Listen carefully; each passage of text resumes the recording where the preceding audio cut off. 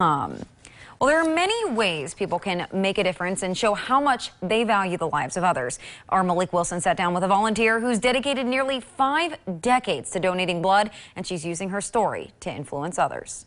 When we were in college, a bunch of us decided to go and give blood because we got $5. The Lax Burlington resident Paula Backmeyer has been donating blood for the last 47 years, but what started off as a gig for quick cash has turned into much more. I just kept giving, and in 2005 my youngest son was diagnosed with leukemia, so we spent a lot of time in the cancer ward, and I saw how many blood products he needed, and the kids, he was in a pediatric unit, and saw all the little kids that needed all the blood products, and I knew that I just had to keep going. And that's what she did, dedicating herself to donating 158 times, even after being turned away. When you give as much as I have and they've worn out one vein, they have to go to the other one, and sometimes they jig around and dig around and can't get it going, so I get turned away then. Although it's been challenging to say the least, it hasn't stopped her from donating. She says there's no excuse in the book good enough for others to not be doing the same. Well, you know, you hear all the time from people who don't want to donate. Well, I've never given, and I say, why not? Well, I'm scared of needles.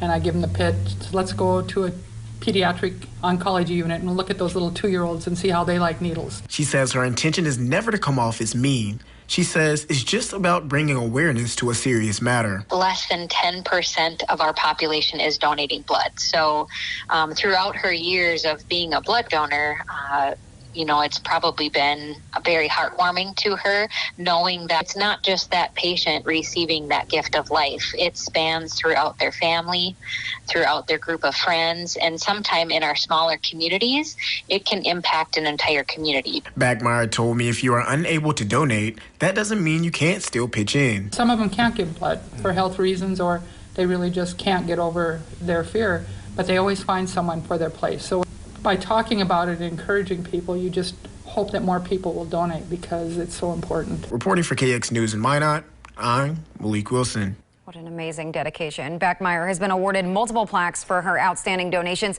She's just 2 visits away from reaching her 20-gallon donation mark. Well, Northwest Communications Co-op in Ray is